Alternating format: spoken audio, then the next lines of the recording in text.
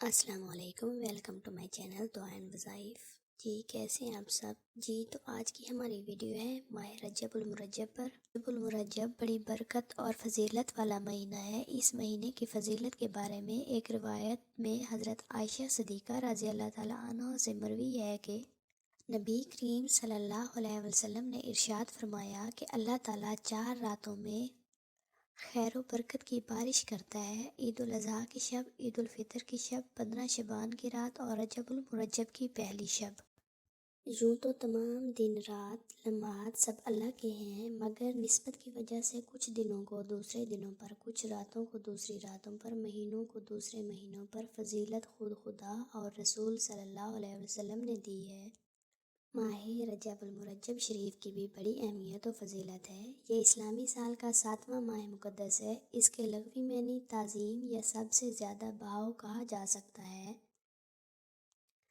اس ماہ کی 27ویں شب کو رحمت کونین کو معراج کا شرف اعظم بھی حاصل ہوا، جس میں آپ صلی اللہ علیہ وسلم نے آسمانوں کی سیر کی، جنت و دوزخ کا مشاہدہ فرمایا، بارگاہ الہی میں حاضری دے کر عجز و انکساری کا تحفہ پیش فرمایا، اور اسی رات نماز کا تحفہ معراج کی صورت میں عطا ہوئی۔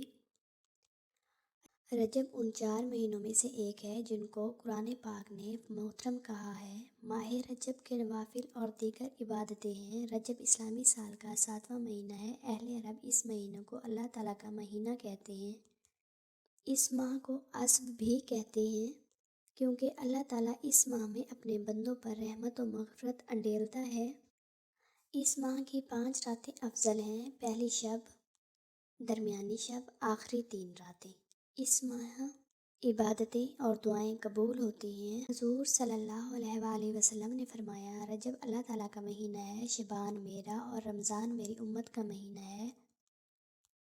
جس نے رجب کا ایک روزہ رکھا گویا اس نے سال بھر کے روزے رکھے۔ ماہ رجب کے جو کوئی 7 روزے رکھے تو اس پر دوزخ کے 7 دروازے بند کیے جائیں گے، اور جو کوئی 8 روزے رکھے گا تو اس کے لیے جنت کے 8 دروازے کھولے جائیں گے، اور جو کوئی 10 روزے رکھے گا اور جس چیز کی بھی اللہ تعالیٰ سے فرمائش کرے گا تو اللہ تعالیٰ اسے عطا فرمائے گا، اور جو کوئی 15 روزے رکھے تو آسمان سے ایک منادی ندا کرے گا کہ تیرے گزشتہ گناہ معاف ہو گئے ہیں، اور جو کوئی زیادہ روزے رکھے گا اللہ اسے اور زیادہ دے گا۔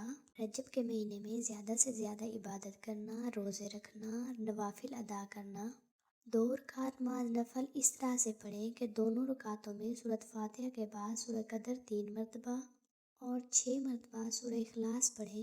ماہ رجب میں ہم اپنے گناہوں سے معافی کا ایک عظیم عمل کر سکتے ہیں۔ حدیث شریف میں آیا ہے کہ رجب کے مہینے میں استغفار کرنے سے بڑا ثواب ملتا ہے۔ کلمہ طیبہ اور استغفار کی کثرت سے ڈھیروں گناہ معاف ہوتے ہیں۔ اللہ تعالیٰ ہمیں اس مہینے میں زیادہ سے زیادہ عبادت کرنے کی توفیق عطا فرمائے۔